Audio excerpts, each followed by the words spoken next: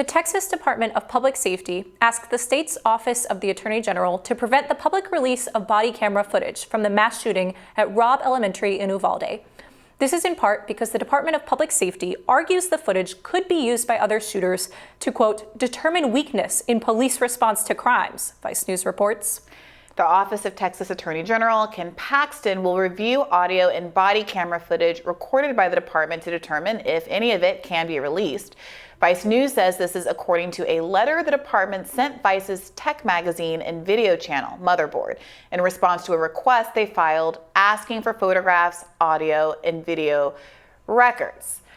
Okay, so if the excuse to not release it is that people are going to learn how to get the better of the police, that's a kind of a self-own. That's a kind of an admission. Something about the sophistication of police tactics. Exactly, which we don't really need video camera footage to show us how poorly the Uvalde Police Department failed here. But also, I would like to know a little bit more in the way of specifics about what that even means. I mean, the thing that's so despicable here is that this is just such an obvious example of cop malfeasance.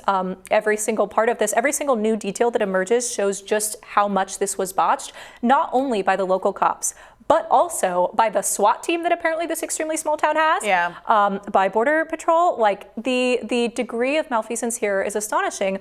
And then you think, okay, well, what's the fix for this type of police abuse of power? Body cameras. But then when we actually implement use of body cameras, we see consistently the two issues with it are either the body camera wasn't turned on, classic, or the body camera footage gets returned to the police department, and so internally they're reviewing it and then perhaps doctoring it before actually releasing it. And so this thing that's supposed to be this stopgap, this measure to improve accountability and transparency, is nothing of the sort. Yeah. It's pathetic. It also seems to me that they could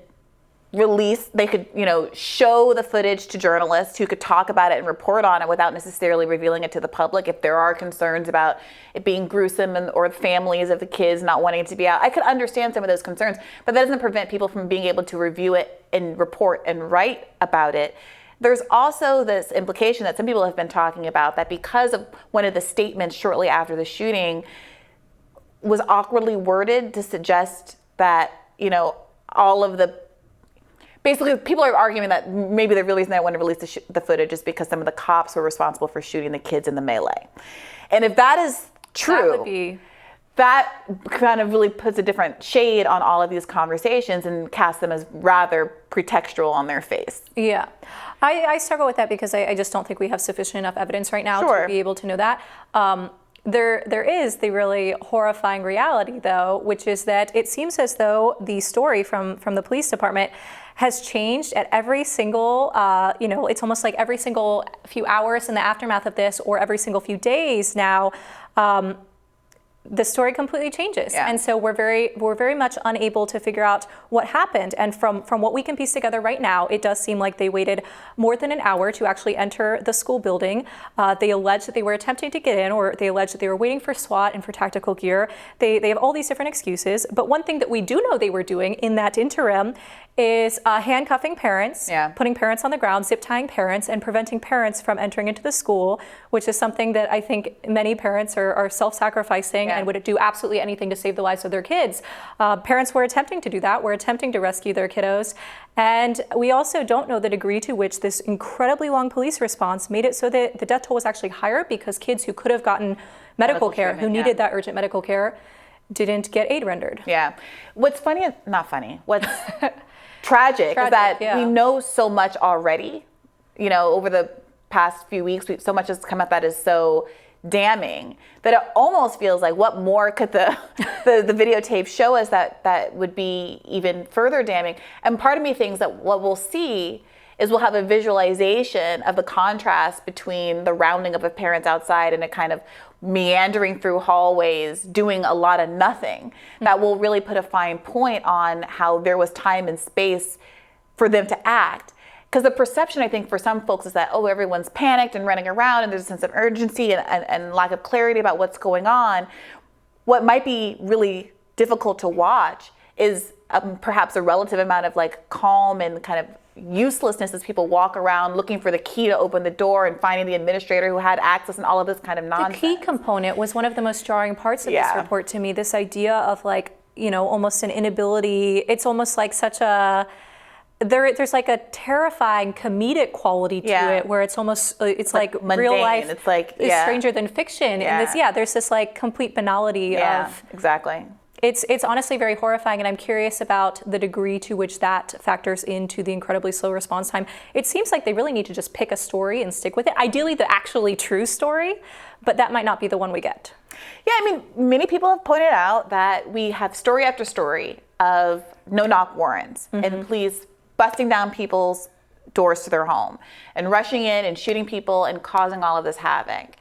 Situations where they showed exigency as opposed to this one. 100%. But we know that police can knock down doors. Yeah. Like, I'm still waiting for an explanation battering of rams, why battering rams, SWAT team. Bearcats. why were we looking for a key for all of this time? Yeah. And the other thing about the parents is I could appreciate a world where the police are really mounting an attack plan to get into the building and like minimize harm. They're really trained special unit, and having a parent in the mix puts that parent at danger and interferes with the busting down of the door and getting the kids safe. But in a world where the police, it's increasingly clear we're not doing anything but restraining the parents. I think, again, that contrast between the two is what is so unforgivable. You know, I understand saying this is a professional operation, keep the parents out, we can handle this, don't worry. But if you're not going to handle it, and you're going to stop the few people who actually have the courage, especially when the police are saying, well, we didn't want to go in because it was an active shooter situation. There was a fear that we would be shot, is basically the line. Well, that is your job, and it is really disgusting to hear that a parent is willing to put themselves in harm's way when you have a professional obligation to do so, and we're not willing to do so. I mean, the revelation that parents are in many cases less cowardly and much more brave than cops are is not particularly surprising to me. Though I don't want to, disparage cops overall. Like, there are plenty of examples of people who actually do their jobs well, but also a lot of systemic trouble in so many police departments all across the country.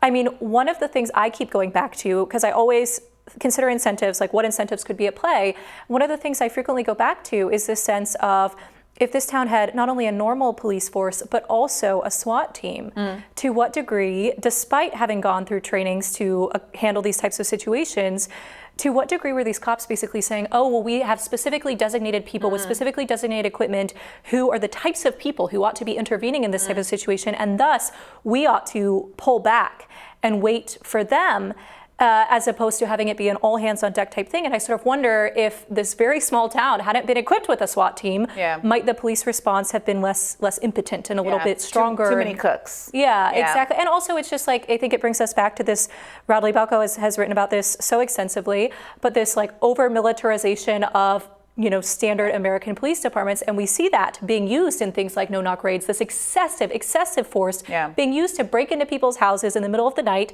Sometimes these people are like lawful gun owners who think it's an invasion, not by the cops, and act accordingly. And then that gets into this whole thicket that they must wade through, provided they're not killed by the cops first. Yeah.